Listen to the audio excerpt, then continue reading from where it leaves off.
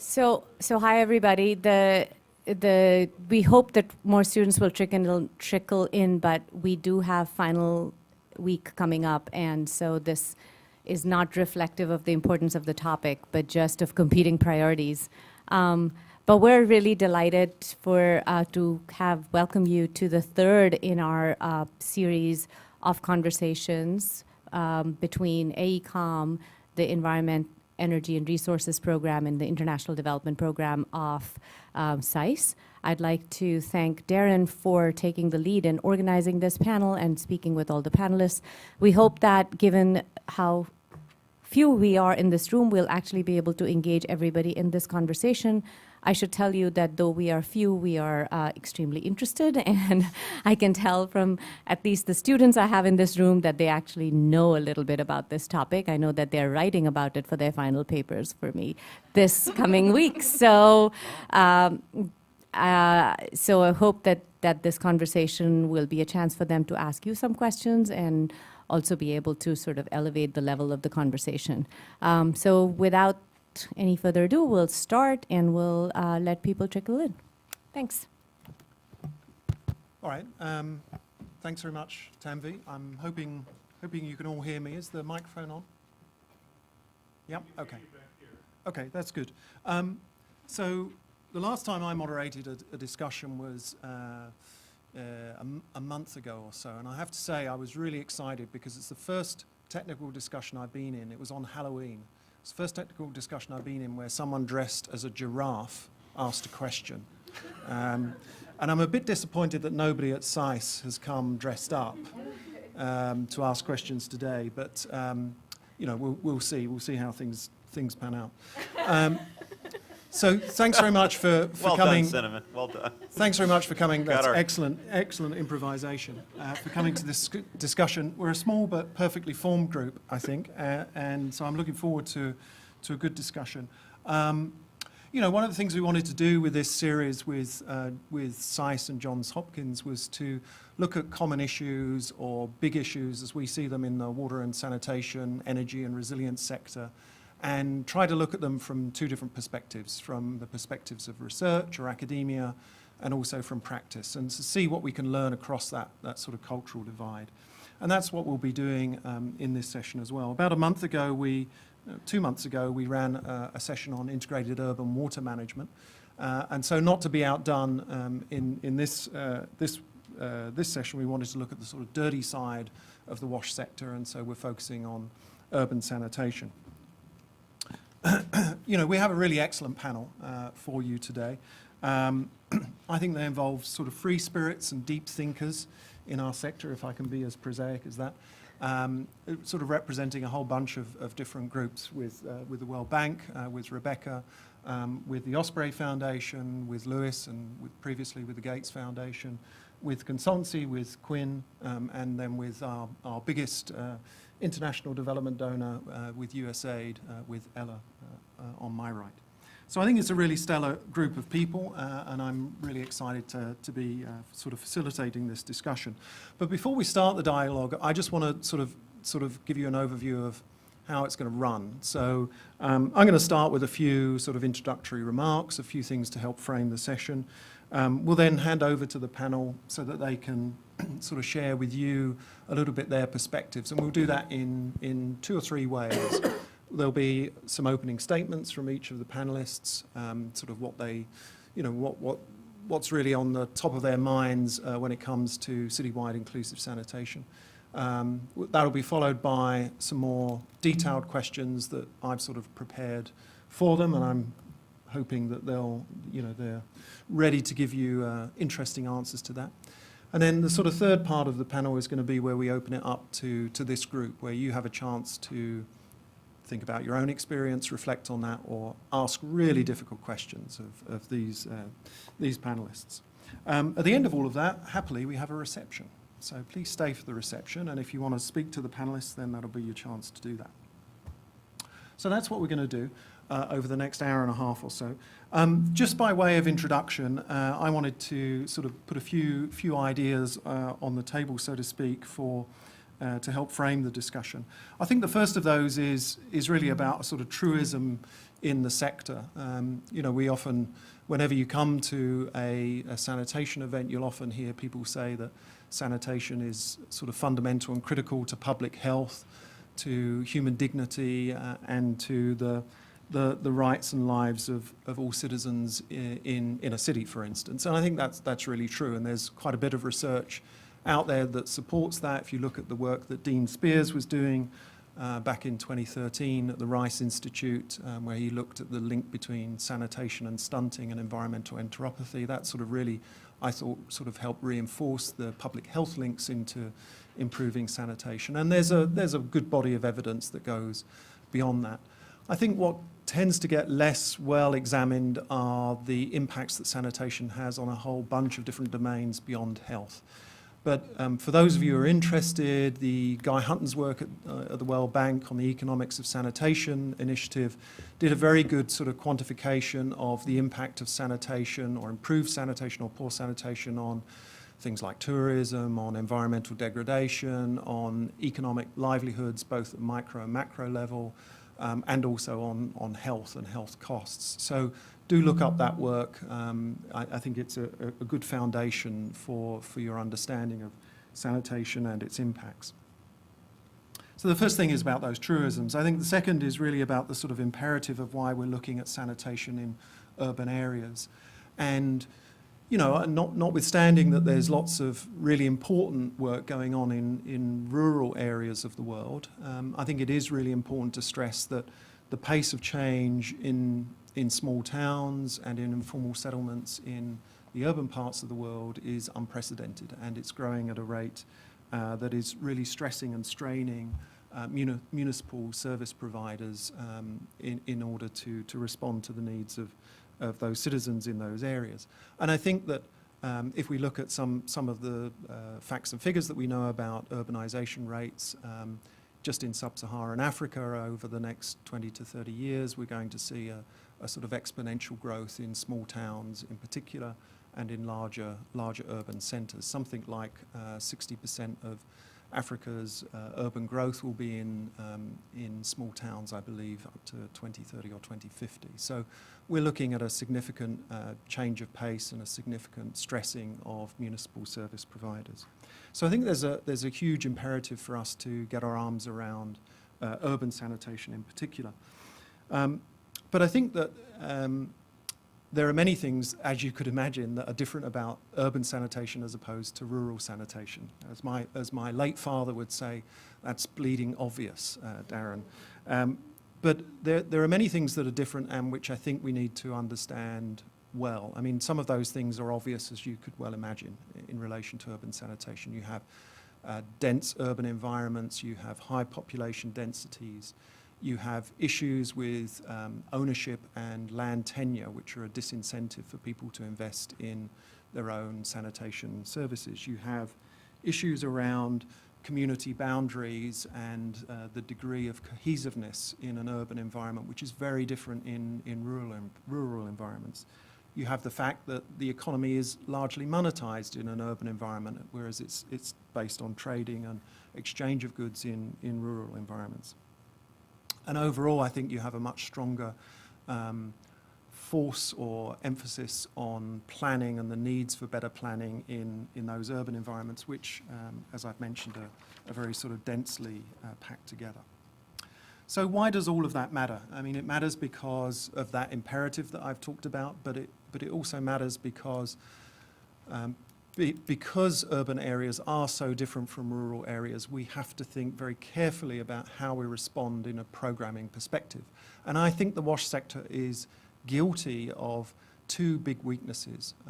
One is that it tends to apply a one-size-fits-all approach to its thinking. So, you know, we have had a sector that has been beset by master planning and failing to understand that within the urban framework you have lots of different urban programming needs, so to speak, from an informal settlement through to a slum area, through to the sort of concrete cities of Mozambique, so to speak. So there's lots of differentiation within the urban environment, but we tend to apply a one-size-fits-all. I think the other thing that our sector in the wash sector has been guilty of is trading on its tradition of rural participatory engagement and thinking that you can transplant those approaches into the urban environment.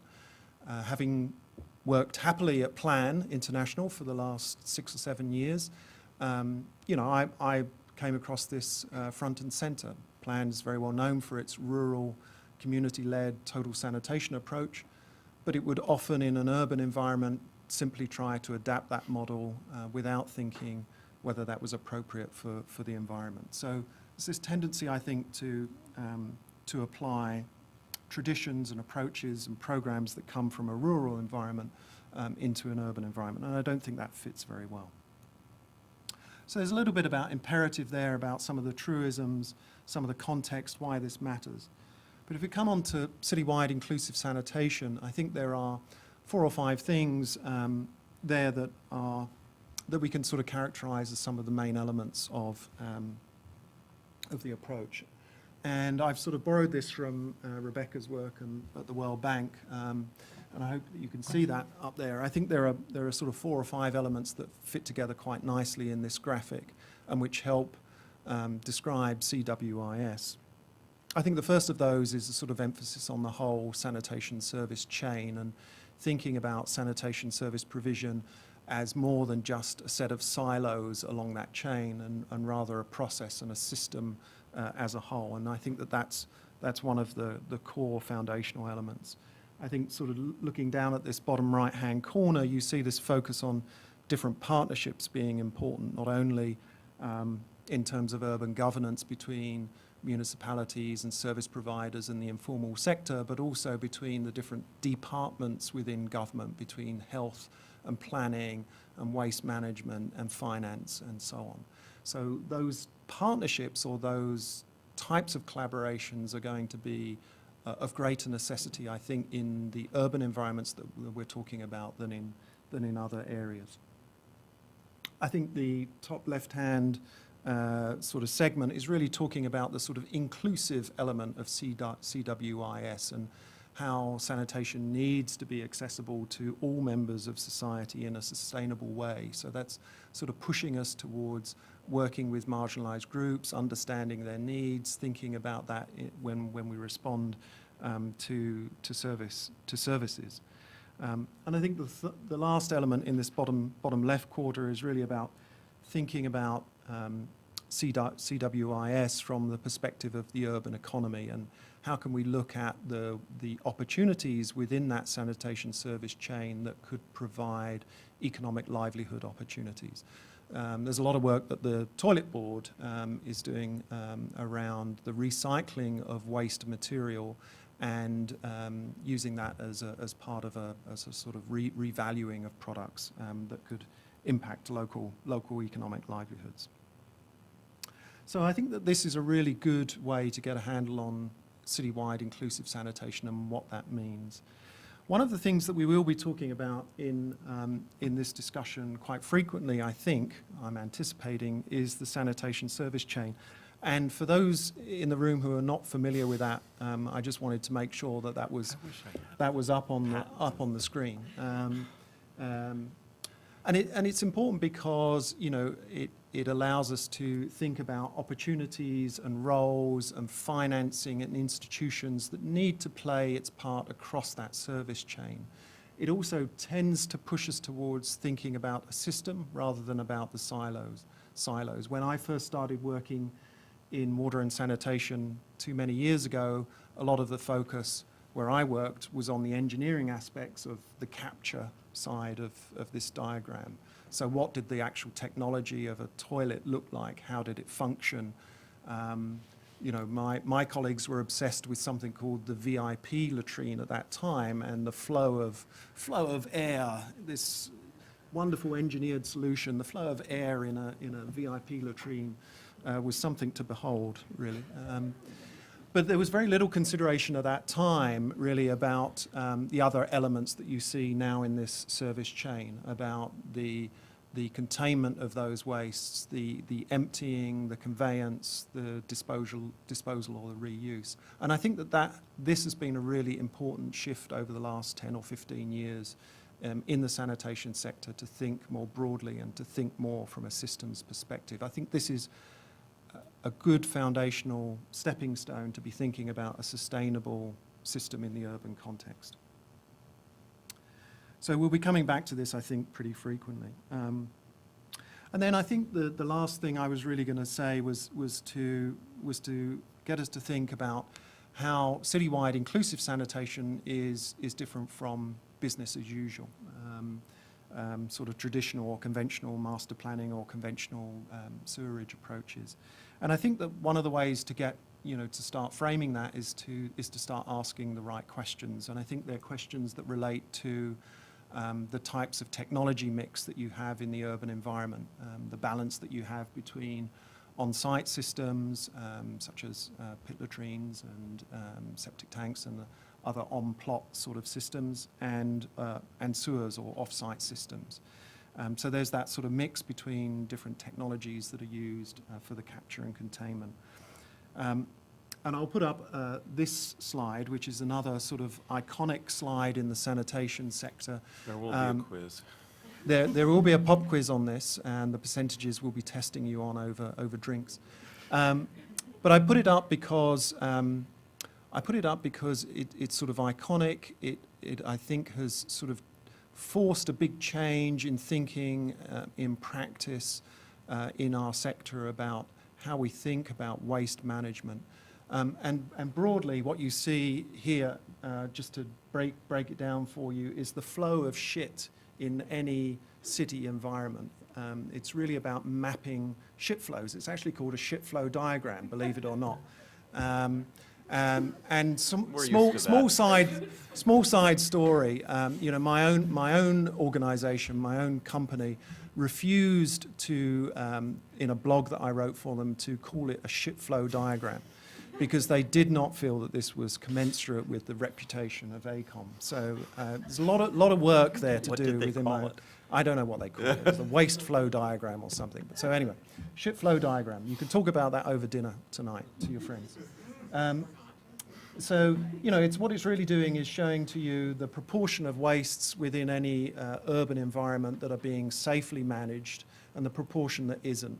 And that sort of helps practitioners and planners to think about where resources need to be focused and why those waste management streams are or are not being safely managed. So this is a sort of important, again, an important sort of stepping stone, I think, for understanding where we're going in the sector. But there are also other things that run alongside this, or other questions that I think we have to be asking ourselves about financing, about where subsidies are, who's paying for them. I think we need to be asking ourselves about regulation. Who are we regulating? Are we seeking to regulate the informal sector, or are we regulating effluent discharge and wastewater treatment plants? And I think the third and the last thing is really about the institutions that are involved. What are their roles and responsibilities? How do you mix together sort of informal and formal management departments, I guess, for sanitation. So I think I'll sort of pause there with my my introductory comments. What I'm hoping that we'll get from this sort of dialogue is examples from the panelists of where they've seen citywide inclusive sanitation working well, what they see as the sort of fundamental stepping stones for moving towards a more inclusive approach, what we need to do in order to make this sort of large scale and institutionalized in our work in the sector. So that's just by way of introduction. I think what we're going to do now then is sort of move over to our panelists and sort of begin with a sort of set of opening statements from them, something short and sharp and snappy. So I'm going to start with Rebecca on my left. And Rebecca, we've talked a little bit about citywide inclusive sanitation this week. In fact, this is Sanitation Week in DC because Rebecca's already been on a panel this week on a similar theme. But I wondered whether you could just sort of give us the sort of benefit of your perspective on CWIS and what it means for you, or why you think it's important, or what's at the top of your mind when you're thinking about CWIS? Yeah, thanks, Darren. That was a great overall introduction. So I thought to start with, what I would talk about is how CWIS is different from sanitation, business as usual approaches at the bank. And I think the overarching difference is that we're not thinking about sanitation as something that you build. We're thinking about sanitation as a service that you deliver. So that means you're not just designing infrastructure and putting it in place and walking away. It means you're thinking about the full sanitation service chain, and you're thinking about the people who are actually going to use that service on an ongoing basis. So when I think about what that looks like in practice, there's 4 main dimensions. The first really builds off of what Darren was just saying. It's about the enabling environment. Do you have the right policy, institutions, and regulations in place? Are they well aligned? Are the incentives in place to make them actually be implemented? Do they align well with related urban services, so solid waste management, drainage, et cetera? So that's the first thing. You want to ensure those things are in place, but also adaptable based on learning as you go. The second is financing. We have to get away from just looking at upfront cost to choosing technologies and solutions and overall systems where we've considered both the capital as well as operating expenses. And not only the expenses for the government investments, but also the costs that fall on the household. Because currently we know that about 66% of the costs for sanitation fall on households. So we can't keep ignoring that, and we need to get more strategic with our subsidies to take that into account, both in terms of who is targeted and also what part of the service chain are we targeting. Next, I think about technologies. We're looking at a much wider range of technical solutions, both on-site and sewered solutions. We're looking at not only individual household toilets, but shared household toilets, public toilets, toilets in schools, at health centers. And we're thinking a lot more about reuse and trying to get the conversation going to think about what you can get out of your wastewater or fecal sludge and septic treatment, and being really strategic about what you chase after in those areas. And then lastly, if sanitation is a service, then like any other business, you need to think about the users. Who are the customers? What are they looking for from a sanitation service? And how do we align our overall system to get the public health benefits that we want and the environmental benefits that we want, while also providing households with a service that they're willing to pay enough for to fund the overall system? And so we're doing increasing work to understand what services do households currently have, what are things they're looking for, in places with an existing sewer network where no one's connected to it, finding out why are people not connecting to it, and how can we design programs to get them connected. So overall, this is sort of our broad approach, and as Darren said, I'm happy to go into more examples of different projects where we're doing this as the conversation continues. Okay. Thanks. Thanks very much, Rebecca. Sort of turning to Lewis, and again, similar question, whether there's a sort of set of opening thoughts that you have about CWIS that you want to share with the group. We've heard quite a lot that sort of covers a lot of ground from Rebecca there. Anything you wanted to focus on? Well, I'll start with the comment my friend Eddie at the back of the room made when we were having coffee this afternoon, which is I'm not an expert on urban sanitation, although I can claim to be the godfather of the full value chain diagram because I commissioned the artwork for that many years ago. Okay. So if I had a nickel for, anyway. So I want to go to the question that you posed of whether this is this just a fad? It is, I mean, very clearly for the people in the sector, we don't just think about toilets anymore. We think about services. We don't just think about, hardware. We think about sustainable services. We think about the value chain. We've moved on from the Millennium Development Goals to the Sustainable Development Goals, and that means getting people services, getting everybody services, and making sure those services last. That's where we are. Where's the rest of the world? Sanitation remains a hidden issue in many cases, in the sense that nobody really wants to deal with it. Governments don't, communities don't, households don't. People deal with it solely out of necessity.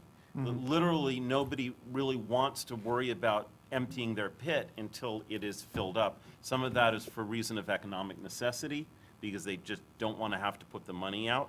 But a lot of it has to do with the fact that it's a very tough problem, and so government will want to deal with almost anything else except for this, and that at a personal and a community level, it's still sort of a taboo topic for the reasons your very company said. Nobody would talk about a shit flow diagram. And we're more than happy to do it in the sector, but we're certainly ahead of where most of society is here. So what does it take to actually get to the point where other people are talking about citywide inclusive sanitation? I think the first thing is that you have to make it salient and feasible to government officials, to politicians, as well as bureaucrats. You should have to show them why they have to deal with this, and then why it's possible to do something about it. And I know that sounds pretty basic, but it's pretty hard to do those things. One of the reasons I like the shit flow diagram, other than the name, which I love, and it is actually understandable if you took a closer look at it, is if you put a shit flow diagram in front of a municipal official, it's pretty hard to avoid the problem. It's a very good tool for getting somebody to say, right, I have a big problem here, I have to deal with this. There is all this human waste with this pathogenic going into the environment. That's not good. So there are ways to make it salient. Finding viable solutions means, again, and to your point on financing, it has to be something that the government can afford, because otherwise it's just theoretical to them. It's very hard for them to talk about. The second point is for households. So that's governments. For households, it is already salient. They have to do something with their waste. Whether they're very poor and that means they use a flying toilet, which to those of you not in the know means they defecate into a bag and then throw it out the door, or they have a pit, but they have to worry about emptying the pit. They know they have to deal with that problem. But what we need to do is provide them with a practical and affordable way to do that. We have to make it easy. If we tell people that it's the right thing to do, or develop things that they can't afford or don't want to do, it doesn't matter. It's never going to happen. In order to help this happen, we have to innovate to find better solutions. And I wear several hats, one of which is that I'm on the board of a group called Sanitation, which provides container-based sanitation in Nairobi. I'll talk a bit about that later on, but certainly there are ways to innovate here. And there are ways to innovate both in the types of services that are being provided, as well as Rebecca alluded to in financing and other things. And I guess my final thought on this is, remember that sanitation is a public good for the reasons you said. We know that in terms of public health, there are very few better investments than having safe sanitation. Nobody has a safe and livable city if they haven't dealt with sanitation. You just can't do it.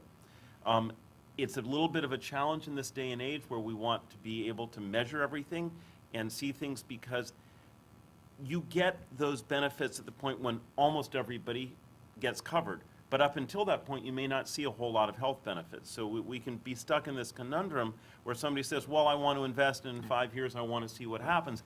Actually, it may take 25 or 30 years. We know that there are no healthy cities without this, but you may not see the benefit for a long period of time. But it is a public good, and realistically, there's going to need to be a subsidy. So those are my broad thoughts to start with, and turn it over to my colleagues. No, that's good, and I really like the sort of emphasis on advocacy to municipal officials and using things like the ship flow diagrams to make that real. So thanks. I think we're going to move on to Quinn. Quinn gets a prize. Now, Quinn flew in for this session from Rwanda, I think. So she's heavily jet lagged, and we should be conscious of that. But she's also flying out tomorrow at 6 a.m. So I think she gets the prize for the most dedicated panelist in the room. So, Quinn, thanks for all of that. Can you give us your sort of benefit of your thoughts as a sort of opening statement? Thank you so much. And so, as Darren said, I'm really heavily jet lagged. So if I start nodding off, please throw something at me so I can wake up. And so Athena Infonomics, the consultancy that I work for, works mostly in research and data-driven analytics.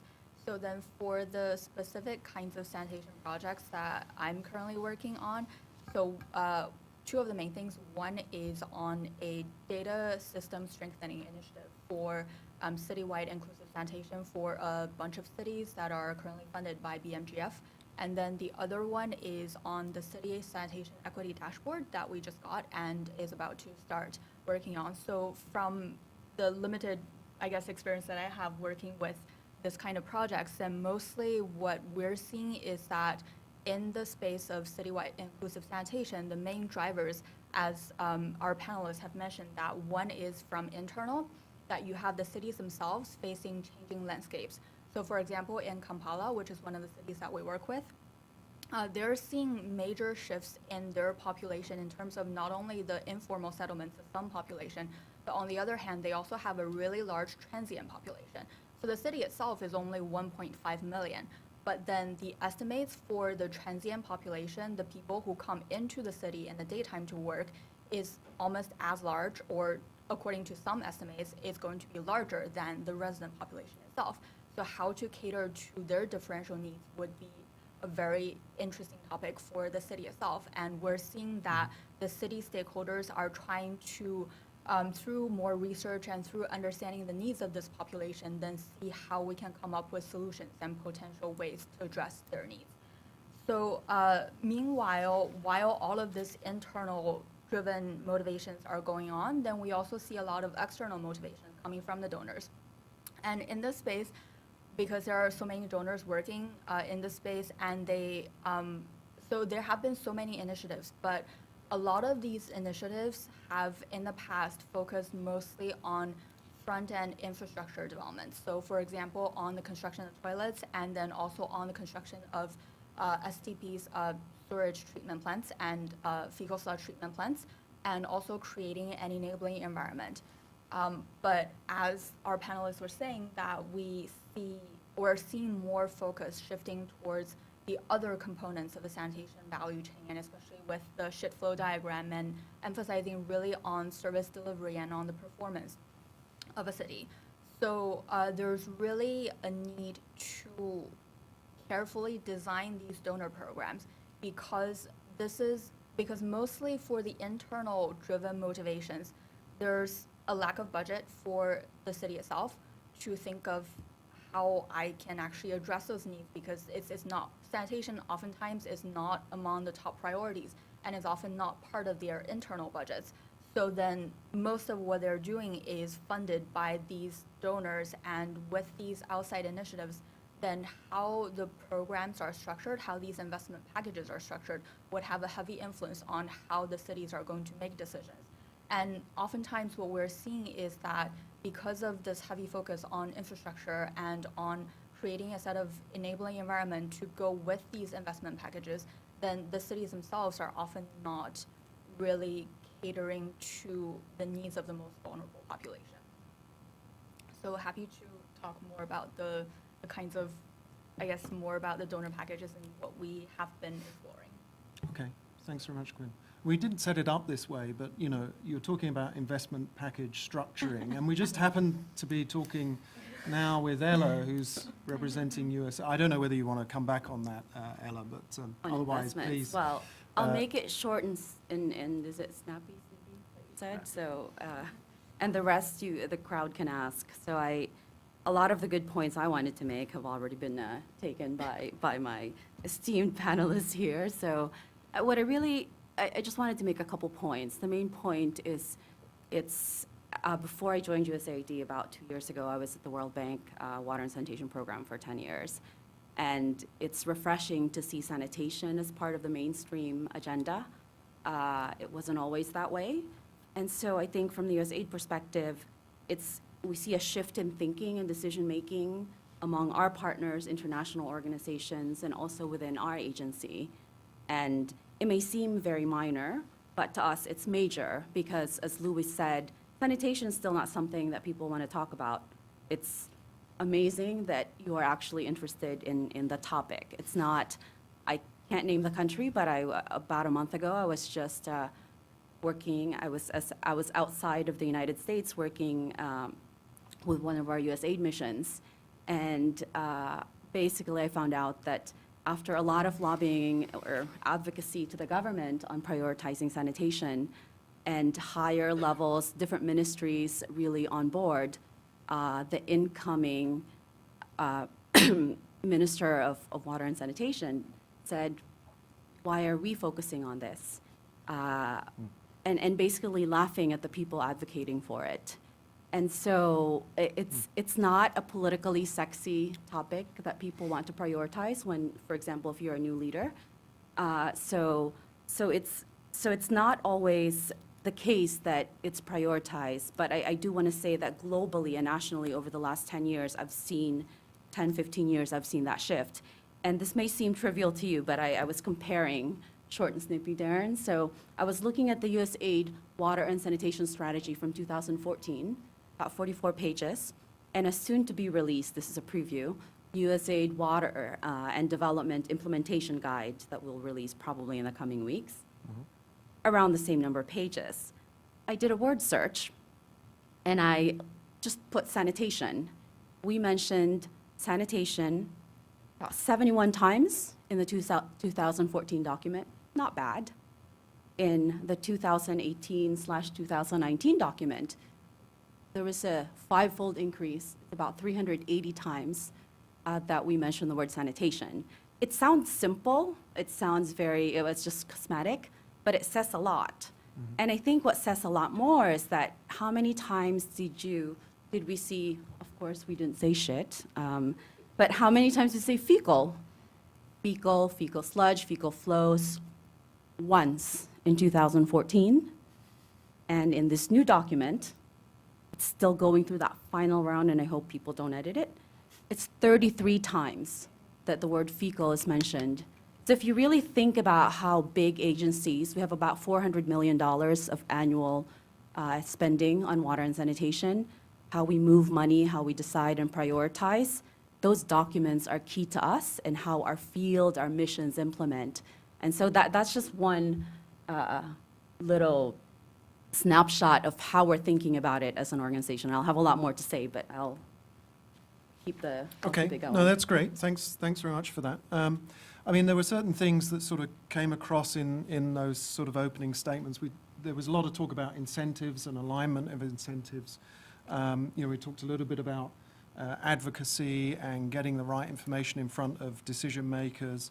It was interesting, Quinn's commentary about Kampala and the complexity of urbanization if you've got large transient populations, and how do you deal with that in terms of cost-effective decision-making for municipalities. So I think there's plenty there in those opening statements. What we wanted to do in this section of the panel was then to go into a little bit more detail, and there are 2 or 3 themes that I wanted to visit with the panelists and try to get more of a discussion going between the panelists during this next 20 minutes or so, and then we'll be coming to you. And the first, I'm going to sort of pair questions with people on the panel. So the first 2 questions are going to Rebecca and Lewis. And the first question is for you, Rebecca, and that's to do with, sort of coming back to the work the World Bank's doing and looking at sort of solution sets that you're applying in your investments, from a financing or a regulatory or a policy perspective. I wonder whether you could give us an example or a flavor of one or more of those solution sets that you're applying in the work that you're doing. I know that you have a big program in Ethiopia and elsewhere. And then whilst you're thinking about that, I'll have Lewis sort of thinking about innovation. He talked about innovation in his opening remarks. And so for you, Lewis, I wanted to see whether you could talk about some of the innovations that you were referencing that could possibly be making sort of our move towards CWIS easier to do. So we'll sort of pair those questions together. We'll start with you, Rebecca, and then we'll move on after that. Thanks. Yeah, so just as sort of some examples of what I was talking about earlier, what does that actually look like in our projects now? These are just some recent projects or some ongoing projects that we have. The key thing to realize is that all of these projects look quite different from one another, which is intentional, right? The problems in one place are not going to be identical to elsewhere. And so the solutions we're looking at are going to be quite different. So for example, in Ethiopia, as you mentioned, we have a big $500 million program that's working in 23 cities. And even the way the solutions look in the capital, Addis Ababa, are very different from in the secondary cities where we're working. In all locations there, we're looking at a mix of sewered and on-site sanitation and looking at how do we engage the existing private sector operators, as historically the water utilities have not been responsible for sanitation service delivery, and now they're stepping into that space. Their mandate has been expanded. So how do we do that in a way that builds off of what's there rather than pushing out the private sector and making it public sector sole responsibility? And the way that looks in practice may vary from city to city, depending on how large the existing private sector is, how formalized it already is, and things of that nature. Another example of our project is work we're doing in Egypt. And the project in Egypt is a bit unique in that it's using output-based aid or results-based financing. So rather than lending money for specific investments, the money is lent based on them achieving certain targets and changing certain reforms and instituting new policies. So as part of that, the government is expanding access for sanitation in what's considered rural in Egypt, but this is more like small and medium towns, as there's nothing truly rural in the middle of the desert, right? So within the Nile Delta, we're working with utilities. It's primarily focused on sewered sanitation, but they're also, for the first time, starting to look at formalized ways of doing fecal sludge management as well. In parallel, the government is doing large-scale reform to decentralize the sector. So historically, all investments were handled by one centralized entity. Once the investments were made, those assets were handed over to another entity, and then the local utilities had to somehow manage whatever they were given. Whereas under this project, the utilities get to decide what infrastructure gets put in place. And so we're having conversations with them on how do you choose appropriate technologies while also helping them build the capacity to do those things at a local level. In parallel, there's also conversations to continue tariff reform in the sector to support the tension that there exists between financial viability of your operators and affordability for households, right? Which is always a very complicated, contentious issue, but continuing to have those conversations there.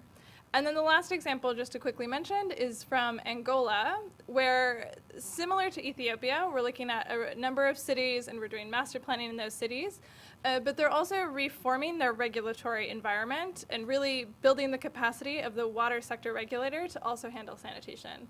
And similarly, they have existing small water utilities that have not historically done sanitation, so again, we're trying to learn, how do we better engage the private sector? And the project will specifically focus on making investments in on-site sanitation. Is that something the government has no previous history doing, and they really want to learn by doing and pilot some different models of what that can look like in the context of Angola. Mm-hmm. So, yeah. Okay, great.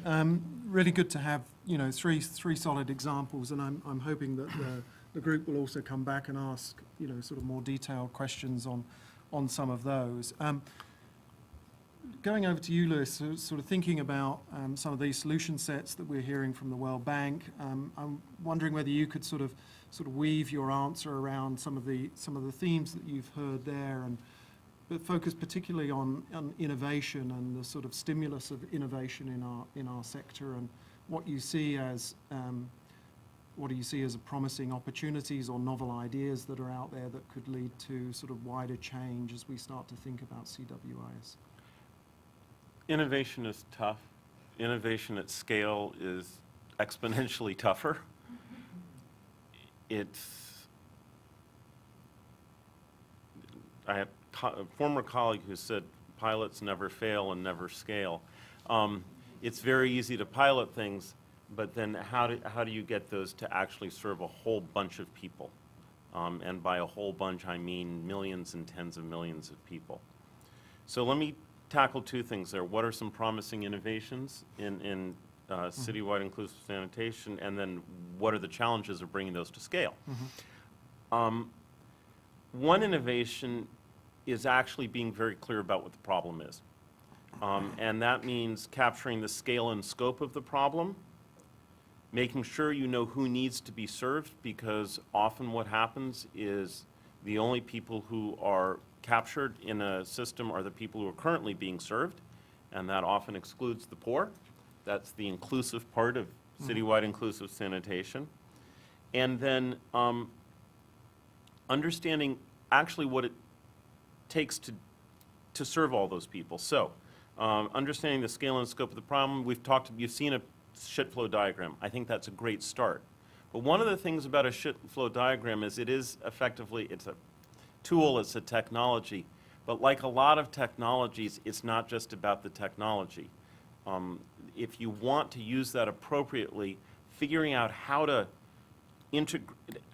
get the communities and the households and the governments to understand what it means to use that is its own sort of problem. So it's not just you have this tool, you hand the tool out, and it's going to make everything easy.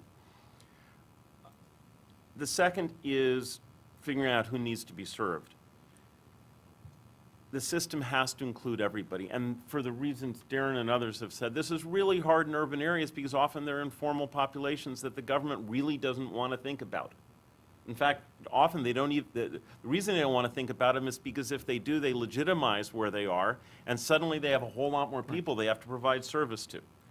But it is possible to do that. I funded a project some years ago when I was at Gates that looked at 412 urban local bodies in Gujarat and Maharashtra in India, and it was with a group called CEPT University. They set up a performance assessment system, and they got every one of those cities from Mumbai, at the large end, on down, to figure out who they were supposed to serve. It is possible to do this. You just have to take that as your goal. Then in terms of the systems, what does it take to do that? This is a systems problem, and I think Darren and others have done a very good job of explaining that that doesn't just mean hardware. It means institutions, funding, communities, operations, and maintenance. So the first type of innovation is really just defining the problem correctly. The second is taking the existing solutions and making them work better. We've been better at that in urban areas with water than we have with sanitation. Water is easier to deal with, people are more willing to pay for it, but there are some good examples of taking failing urban water utilities and bringing them back to the point where they function. And that's difficult because they tend to be in this death spiral where they're collecting very low tariffs and they're providing really crappy service, if you'll excuse the expression. And it is possible to get out of that spiral into a much more virtuous cycle if you can put a little bit of money in, you can start getting people better service, the customers are more willing to pay for it, and over time, usually a matter of a decade or two, you can take a failing urban utility and make it work. And we've seen this happen, but it takes patience to do that. So that is a way to do a better job with the existing solutions. The third type of innovation is what I mentioned before, is finding innovative models. And innovation I would qualify it as something that's better for the customer, something that's safer for the community, and something that's cheaper for everybody.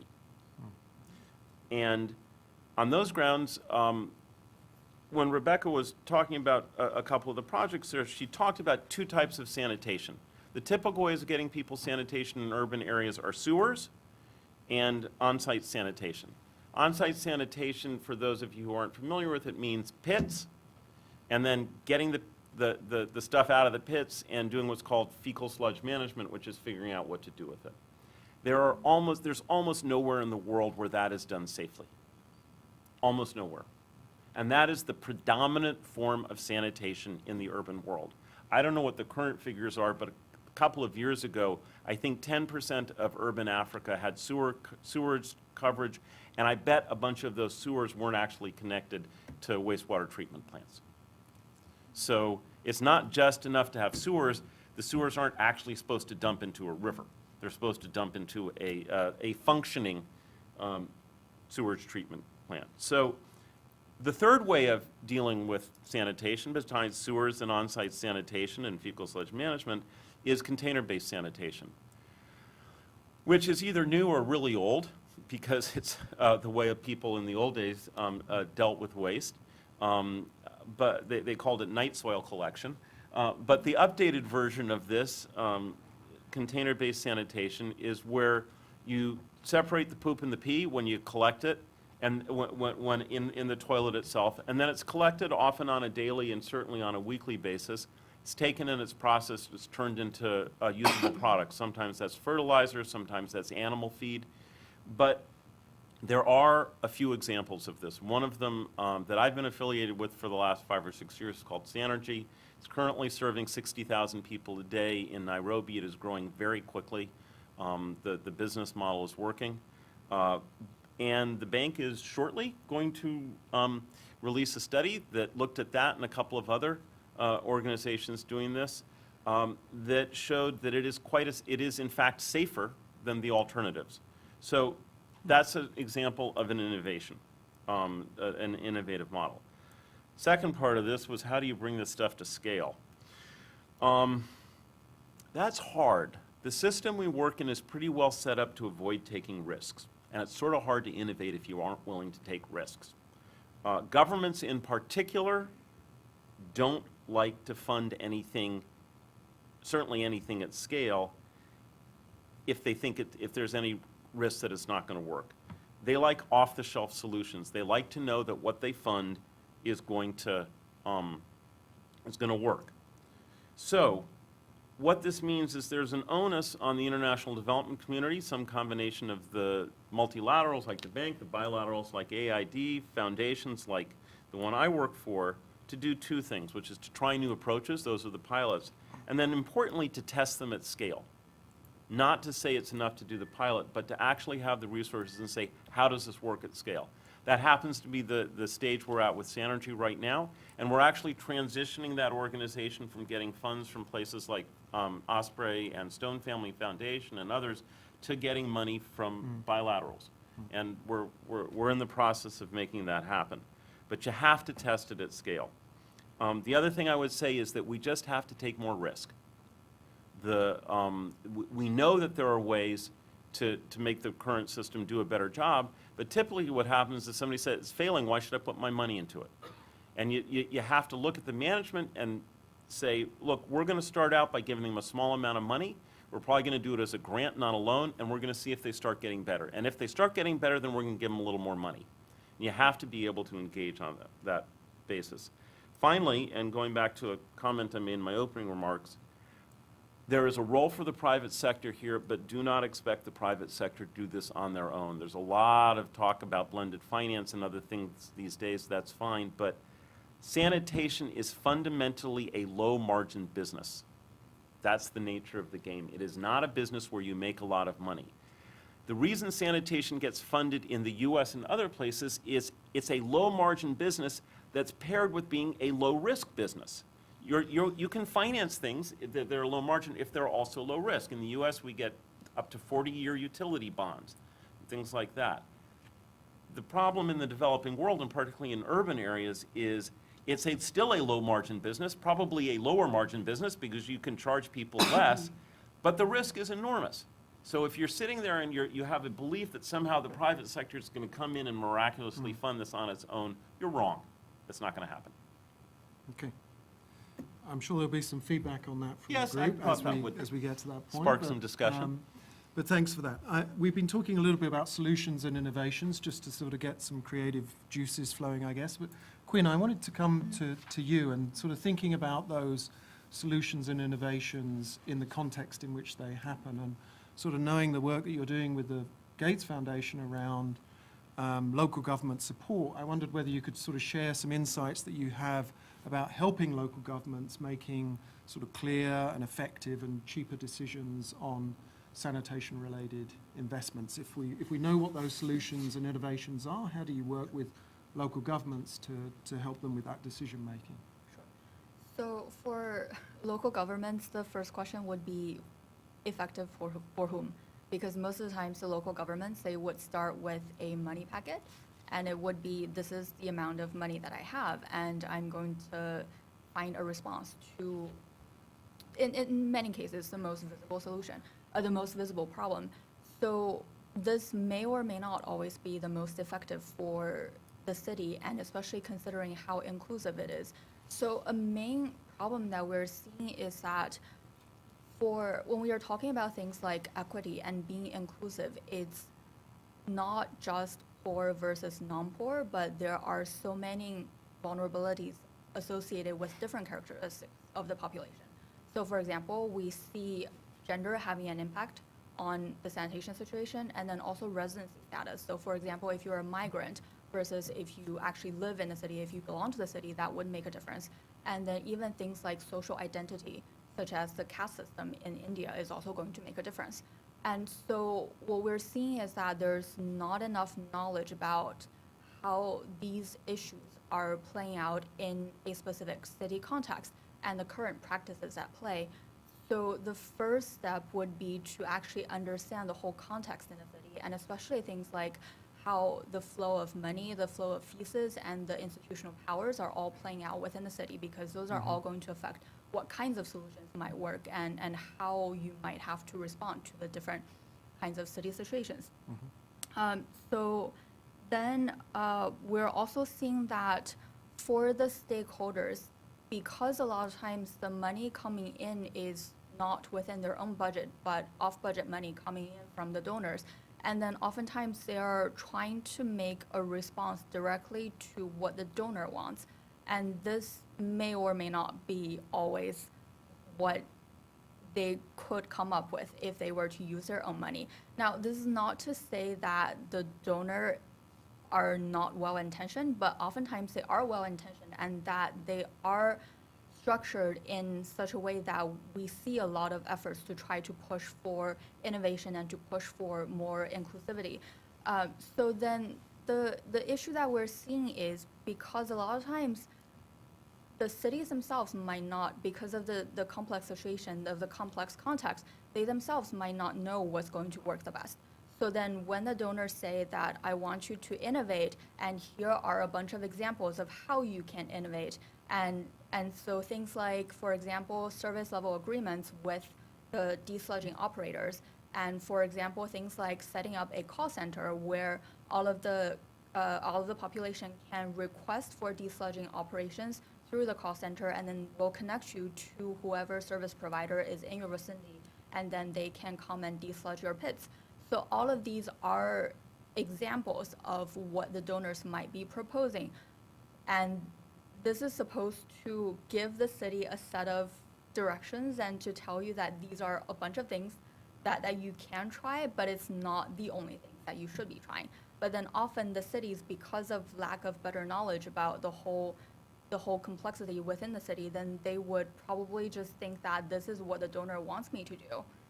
And I will just write in my proposal that I'm going to set up a call center, I'm going to set up service level agreements, and because this is what the donor wants. But no, the donor does not want this. The donor wants you to be innovative, and these are examples. So this is just some of the difficulties that we've been running into. And we think that from some of the initiatives and the research that we've been conducting with the cities, it's also knowing so they know about things that they don't know. And they know that these are the issues that I want to deal with, but they don't know how exactly those issues are at play, such as, for example, the slum population in Kampala. So so the city government is telling us that we know we are not providing sufficient sanitation service delivery to these population, and we know that there are issues, but we don't know exactly what these people are doing in terms of their sanitation practices. And what we want to understand is, does their location affect how they are getting the sanitation service delivery? Because in terms of things like, if you were to classify the slums, then there are notified slums, and then there are not notified slums, and then there are also slums that just spring up in a matter of weeks and then they're gone, which is literally the case. So we were talking with the city, the national utility in Kampala, and they were telling us that they used to have a map of the different kinds of slums within the city, but then that was outdated, and it was from 3 years ago. So then we asked them, so why don't you update your slum map to reflect the current situation? And they told us that we were trying to do that, but then we realized that this is impossible, because slums can literally spring up in 2 weeks and then go away, because it's all a matter of these population following where the economic activities are. And then, so instead of having a comprehensive map, what then they started doing was to actually just send people into different parts of the city to observe where people are starting to gather, to live together, and then to try to adapt their services to that, which then also makes it very difficult for certain types of infrastructure investments, such as to extend the sewage network, because it's just not possible to extend it to a ever-shifting population. That would be a good argument for container-based sanitation, I knew which you is would much say more that, Louis. flexible. I'm sorry, it was so obvious, you knew I was. Yes, exactly. No, thanks very much. I mean, you picked up on one issue, which is around sort of, I guess, political economy issues, and I'm hoping that that's something that will surface in the discussion here, and the sort of political incentives that city governments are facing when they're dealing with off-budget funds and so forth. Thanks very much for that, Quinn. I was going to move to the sort of second set of questions I had. Lewis, you actually sort of dealt with the scaling side of that. I was going to pair you up with Ella, but so I'll skip you on that one and go over to Ella and talk a little bit with Ella, if I can, about, you know, I mean, you've done a lot of work on systems thinking and integration, and I wondered whether you could talk from your experience of working on those types of projects, integrated projects, like many of the type that we're talking about with CWIS, or your experience from sort of systems approaches. You know, are there any cautionary tales or issues that you think we need to be aware of as we start to plan and design for CWIS? Are there any weaknesses inherent in that approach that we need to be conscious of? Good question. So I think systems definitely came up quite a bit in the interventions today. And I think what's really important and also cautionary is we all talk about integration, multi-sectoral, cross-departmental, everyone should work together. But that has a cost. And who bears that cost? Who pays for that? And I'm not saying that we have the answer at USAID. So if you look at our global strategy, we really try to, you know, when we report to Congress, what do we want to hear about? How many people have we served, both in increased access to water, sanitation? But we've really been trying to push the envelope and focus more on strengthening governance, financing. I don't want to lump everything described as systems under governance, but essentially that's how we're thinking about it. If we're thinking about coordinating all the different partners together, how do we need to make sure that we have the money for that, and that's something that's prioritized, message delivered on what you were saying about donors will sometimes say this way, and city governments or national governments will say, well, that's what USAID said, or that's what the World Bank said. And so it's really important for us to, back to what Louis was saying, to strengthen governance financing and what he was saying about problem analysis. So what Darren was alluding to is I was managing this program called Sustainable Wash Systems, and really thinking through pushing the envelope on how do we learn more about what's needed. You have to understand what's needed to craft solutions. And so one of the things, and Lucia's back there from Tetra Tech, but her organization has been helping us think through organizational network analysis. Maybe this tells you my age. Who's on Facebook? Who looks at Facebook? Who looks at people's networks? I mean, that's what people are very familiar with that, but it's not really something we use in the water and sanitation sector. And so how is it useful to us? Well, if we're talking about making sure that everyone is included, it's an inclusive sanitation, we need to know who the actors are. And for the most part, when we've been working in the sector, we just talk to, well, there's the mayor, there's the municipality, there's the council, but who are the different actors that are outside of the core that perhaps are in the periphery that we need to include? And that's something that we found in a small town that we're working in Ethiopia, in Woliso, when we mapped the different actors in the system to look at the relationships and the strength of the relationships so that we can help improve service delivery outcomes. And we found that there are women's associations that have been left out or are not always coordinated and tapped into the network. A waste collector initiative that are also in the periphery that could also be part of the solution. So again, if we're not thinking outside the box, then we might be missing key parts of the solutions and key actors that can be used as leverage points moving forward. And I think part of it, what I was saying before, is it has to be financed. I'm not saying that USAID's coming out here in front saying we're going to finance all kinds of, I guess, software or workshops and coordination efforts, but it's something that we're conscious about doing because we know that to move towards achieving the SDGs, we need to go that way. We need to make sure that partnerships are there, and we need to be able to finance those costs. Innovation that Louis was saying, so on the governance and financing, scaling up is difficult. We had DIV grants, development innovation grants with Gates Foundation. There are 3 phases, so startup, and then there's a scale up. There was one organization who got money for the scale up phase. So it's really difficult. We say we want to do it as an organization, but once you get to scale, there's 0 or 1 that can actually fit in that category because we're good at inventing the technology. We're not good about thinking about commercializing it. And so I've been managing this program on WASH financing, working on promoting sustainable business models. Some of these technologies that are mentioned we're working with, and it's really difficult to see that scale in the short term because when you look at the books, the numbers just aren't there. And so it's really important. So USAID has also been looking at how do you provide the technical assistance to these private sector providers, fecal sludge management, pit emptiers, companies that are investing in technologies, so they can think through the balance sheet so that they can get it on a commercial basis. We know it's not going to be there in five years, but longer term. So that's something that we've been focusing on, and also technical assistance to governments so that it doesn't come out that the donors are just saying one thing because that's what's in the books and that's what we say in the proposals, but really working with the governments to strengthen their capacity to plan and implement and budget and monitor. Stop there.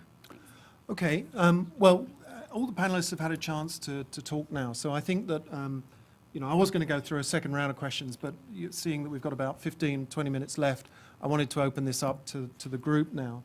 I think, Caroline, you're going to walk around with the microphone.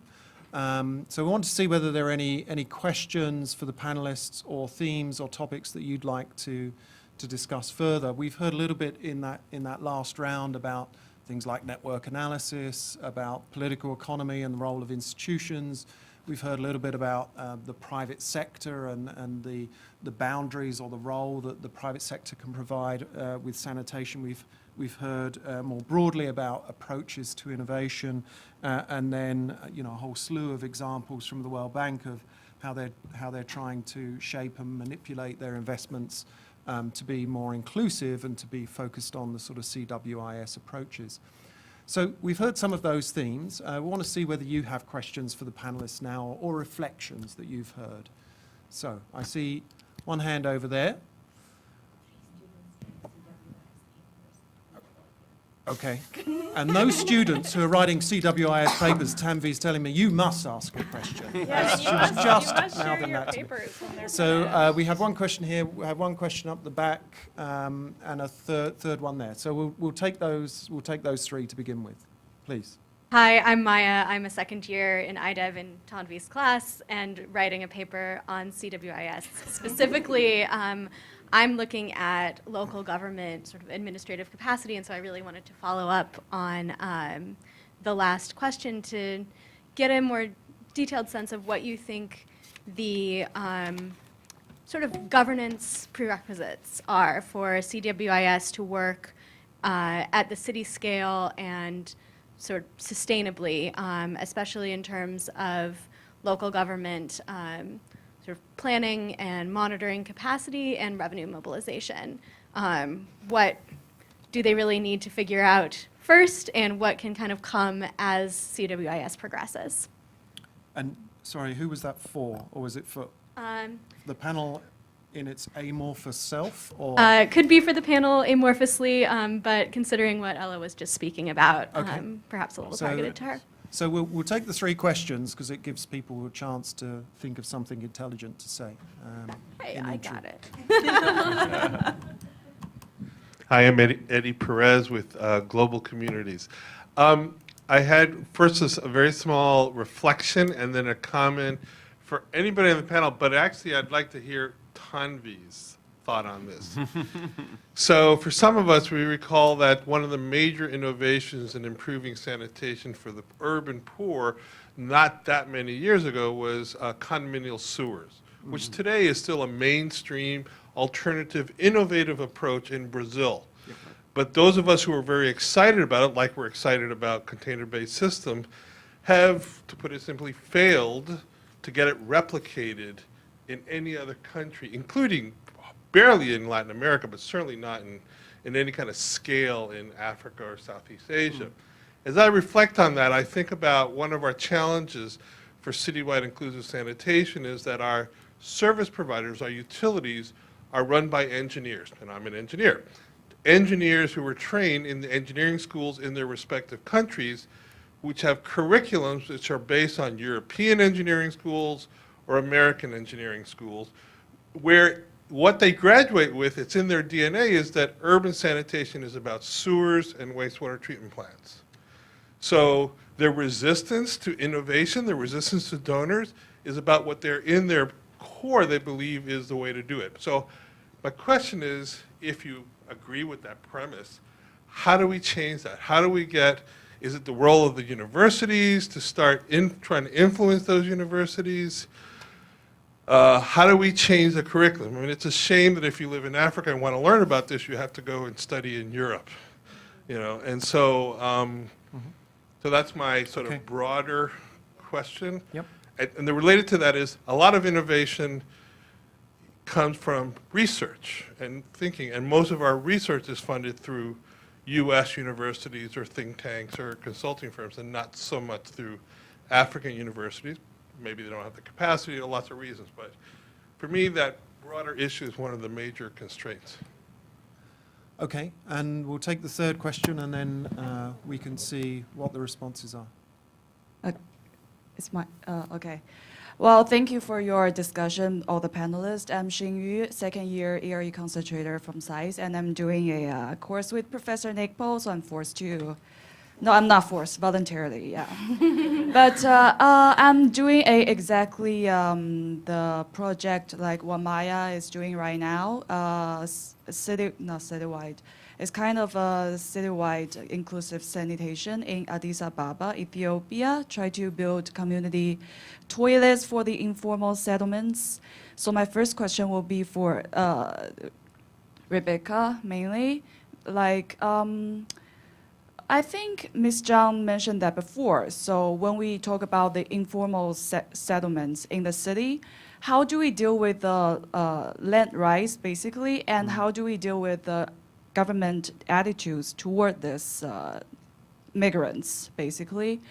For me, based on my research so far, I can't see the clear attitude from local government, what their attitude for those migrants, and how do they want to deal with them? Do they really want them to settle down in the city? If they don't, how do we deal with them? And the second question is for Mr. Borstein. Thank you. Sorry. I actually discussed this question with Professor Nick Pohl before. She disapproved my proposal that I want to reuse reuse or try to come up with some innovative technologies, like try to use the waste to transform the waste to the fertilizer or the biogas toilets, because she says it's too expensive, never worked so far, but that's true. So, I mean, yeah. No, it wasn't that. It was to fund your innovation through your. Yeah. All community. I mean, funded through. So, okay. So what's the question? So what's The question is, Yeah. like, you mentioned before that we should take more risk, but we have to think practically, which I agree with Professor Nick Pohl, that I just want to know your opinion regarding to this question. If we want to work practically, how do we bring this innovation? How do we introduce these new technologies, which obviously very, benefit to the environment or public health, so on? Yeah, that's my two questions. Sorry. Okay, so Lewis, we don't want you to get in the middle of that argument about the paper there, but we'll deal with the first question, Ella. I think that was about governance prerequisites to work at Citywide, inclusive sanitation. That one was for you. Yeah, I wanted to, what I meant to say earlier, I wanted to tell the story of how Indonesia got there. I'm not saying it's a perfect example, but I think it's one of the better examples of a country that's really looking at citywide inclusive sanitation, or a version of it nationwide. And we're talking about our country with all these provinces, over 17,000 islands. And so it's been a 15, 20-year process. Sector reform started in the wash sector around the year 2000s. So from 2005 until 2018, you can divide that up into 3 phases. And it's really about the why. So if you want to look at what's the recipe, so I want to talk about 4 or 5 things. Why? You need some analysis. Not every policy is built on good analysis. So there are many other reasons, as you probably know from your classes, why certain policies get made or political commitments are made. But evidence helps. Putting those in bite-sized pieces so that journalists, the media, and the government understands it helps. And so Guy Hutton's name was mentioned in the Economics of Sanitation Initiative. They found that 2.3% of the GDP in Indonesia are actually lost. It's the cost of not having adequate sanitation. And so as a result of that, there was a lot of fanfare from my old unit before at the World Bank trying to talk about it. And it became something that not just policymakers were interested in, it's the average person and also the media. And it really helped galvanize some support with the government. And so that's important, having that kind of advocacy tool, as you may call it, or analysis based on good evidence. Another one's really political commitment. For local governments to really go for it, in some places, local governments are autonomous enough and they can. You need a national policy commitment. And why is it that fecal sludge management is embedded in Indonesia's national plans and local budgets? Because there's national political leadership behind it. And how do you get there? Well, it's actually the people that you don't see and you don't hear about. It's not the Prime Minister of Modi in India talking about sanitation, another example. It's about the bureaucrats that sit in their offices, high level. So let's talk about this guy named, and this is a story from an old colleague of mine, Isabel Blackett, who's really one of the world's global sanitation experts. So it's based on an inspired junior official, not even a high-level official, named Nugroho. He's since passed a couple years ago, who took the risk. It's talking about risk-taking, and basically got everything going in the National Planning Department and got things going, organized people from different departments to start pushing this agenda. So then that's political commitment and also that kind of risk-taking from a bureaucrat or a visionary technocrat, which I heard is also the case from Uganda. And then a 4th case is really, especially in sub-Saharan Africa, less so in Indonesia, it's external funding is important. So 80% of the funding in the Mozambique water sector is funded by donors. Indonesia less so, but in Indonesia, the Dutch were very important, as well as the World Bank Water and Sanitation Program, to fund some of this TA, technical assistance, the stuff that it's hard to talk about, partnership support, to really push this agenda of urban sanitation back in 2008 or 9. So you've got that kind of donor support and a group really thinking about it with the evidence, with the political commitment, and then you get this kind of big wave to really pull this together, and you still have fecal sludge management in the budgets, and local governments are committed. It's not all the same. USAID's working with about 30 cities, different capacities, different levels of commitment, but I think it's a good story that you might want to look into. And similar to Manila, or the Philippines, I don't know if you guys are familiar with Boracay, named as one of the best islands, amazing beaches. I was there for New Year a few years ago. It closed for 6 months. Why? Contamination, because they didn't have a sewage treatment plant. It had about 50, is treating about 50% of the waste in a place that gets millions of visitors per year. So it closed for 6 months by the national government. And so now they're looking at septic management plans and really trying to fund this so that then they can hopefully have citywide inclusive sanitation. So compliance, political commitments, really important. I'll stop there. Can I quickly add a point? Sure. So I was actually in your shoes the same time last year because I was also in Tommy's class and I was also doing a paper on sanitation, so I know the pains of that. And so I know that Tommy is going to come back to you with a million very difficult questions. So before she gets at your paper, I'm going to raise a question for you actually, because when you're talking about governance and you're talking about monitoring, then who is going to monitor and why should they do that? So you will run into different kinds of city stakeholders. So for the cities that we're currently working with, we have a bunch of cities that are just very welcoming of any suggestion that we have on their data systems. But then when we talked with our Indian cities, then the first question that all of them asked was, how is this different from this 10 other initiatives that we're already doing? Because for them, it's just an additional thing, an additional reporting duty that they have to do. So it's like a mandate forced upon them, but not something that they actually want to do. So then the question is, there is a disconnect that we're seeing between data, monitoring data for reporting purposes and then monitoring data for use. So what we're currently exploring is, when we have found out that there are data gaps in sanitation within a city, then how do we address these gaps? It's not as simple as you assign to each of the stakeholders, this is what you're going to collect, this is what you're going to collect. Because if you want this to be sustainable, and especially after the donor-funded program ends, and you want this to continue to help the city to make decisions, you have to think of things like, who are the most likely data users of this set of indicators, and how is it going to support their decision-making? And then you will, so what we're trying to do is to use institutional levers and to understand the different kinds of relationships between the different kinds of stakeholders.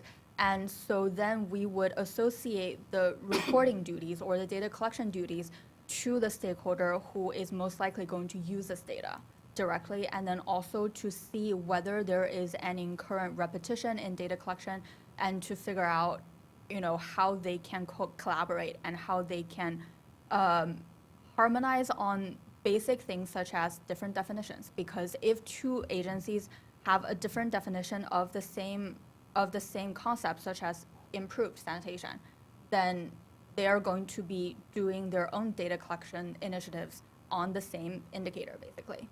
So that's duplication. So these are all things that you might want to think of in your paper.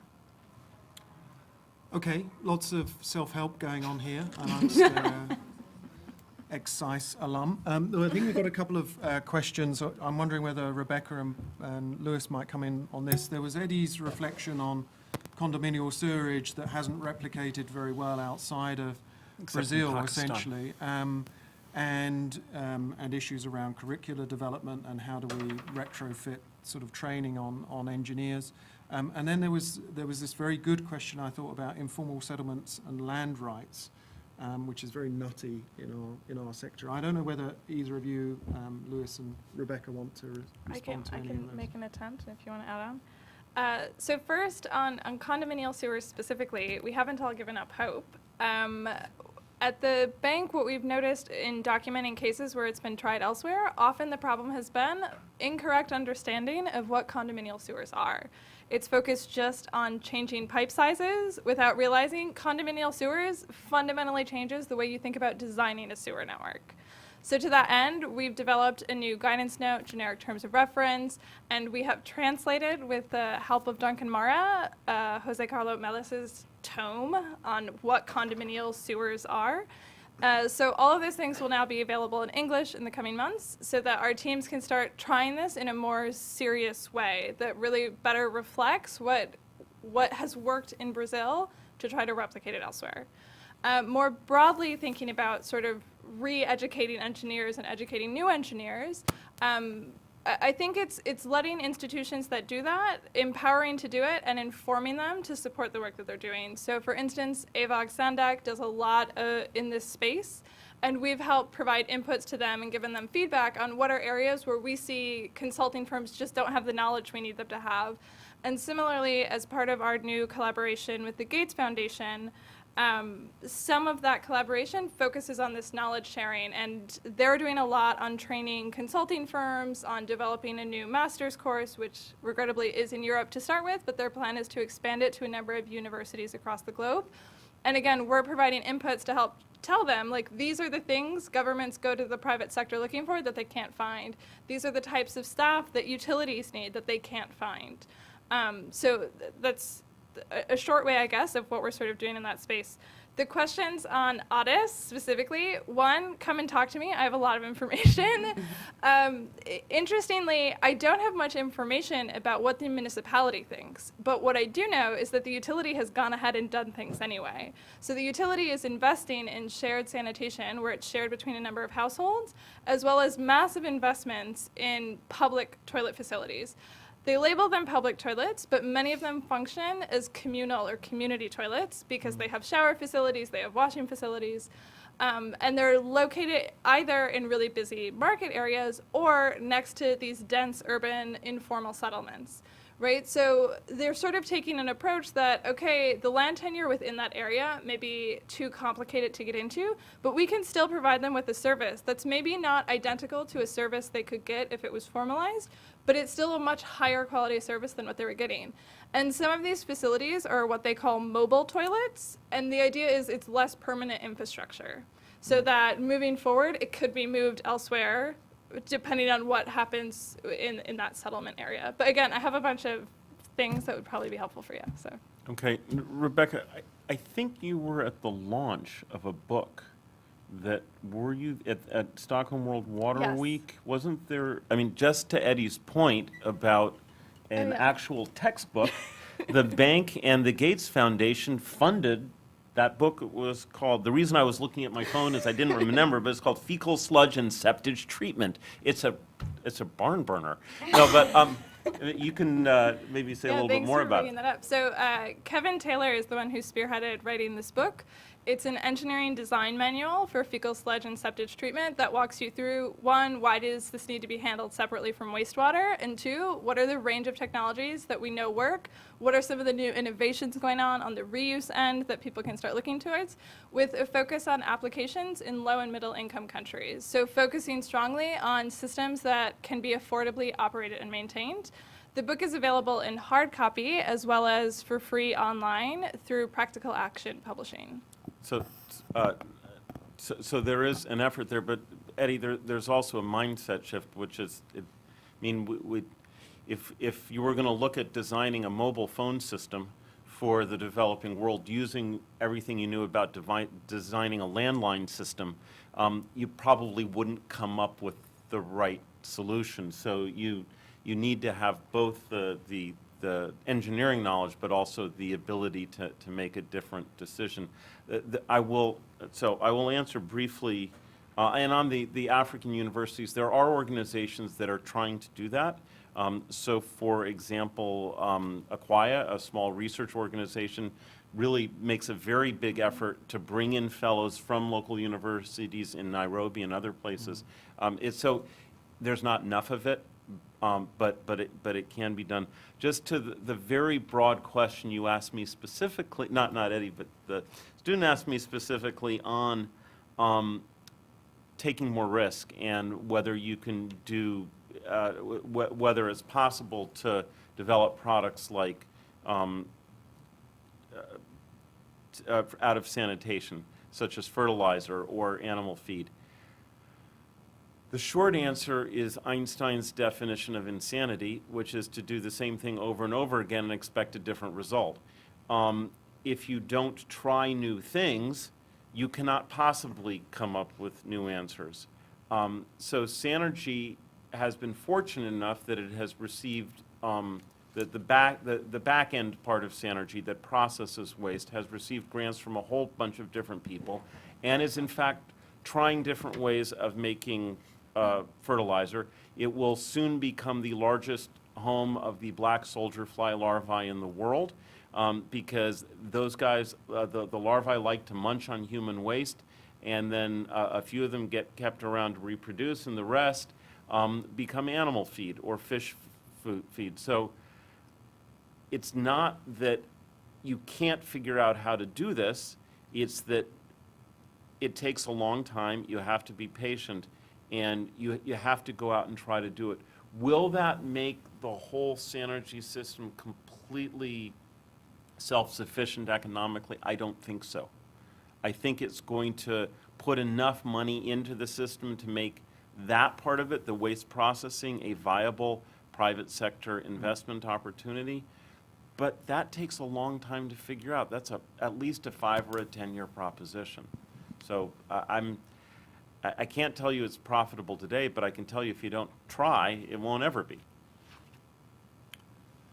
Okay, we're sort of 10 minutes over, so I think I'm going to suggest that we sort of draw it to a close. There are a couple of things I wanted to do before that, and starting with Ella, just to get you primed, is, so rather than my trying to come up with something intelligent to say to summarize the session, I think I'll delegate that responsibility to each of the panelists and ask them, you know, if there's one thing that they would like to emphasize, either that you've heard or you were thinking about in preparation for today about CWIS, what would it be? What would you like to focus on?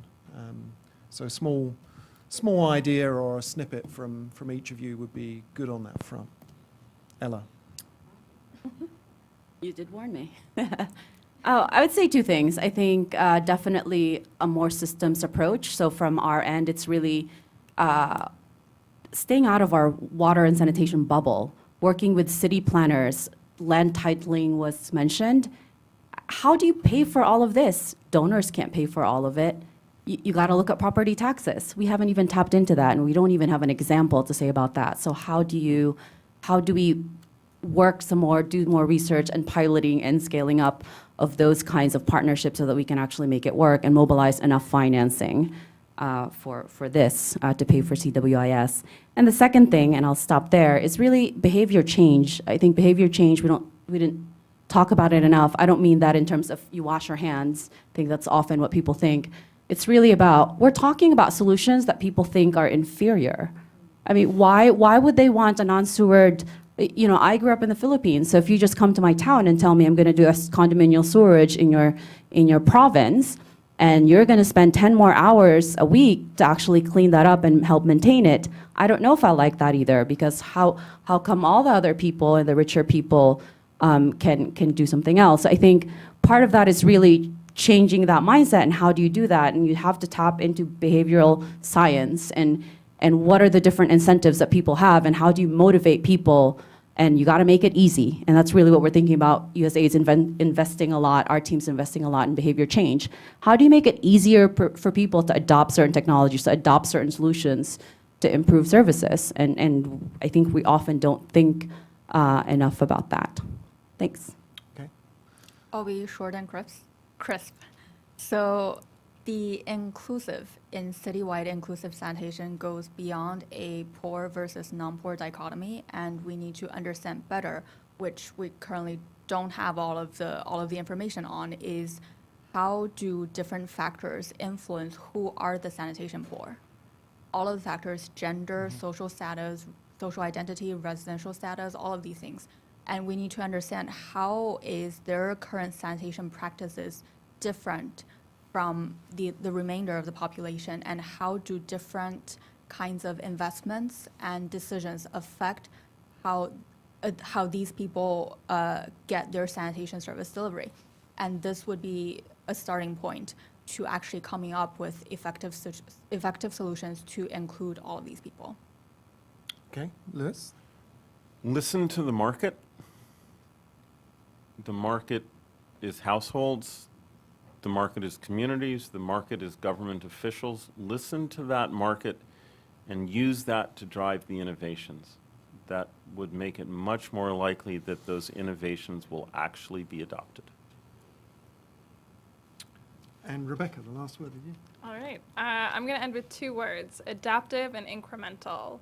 I think historically we've spent a lot of time and money making these very elaborate master plans for 40 years from now where we're going to put all our sewers, and that's just not an option anymore.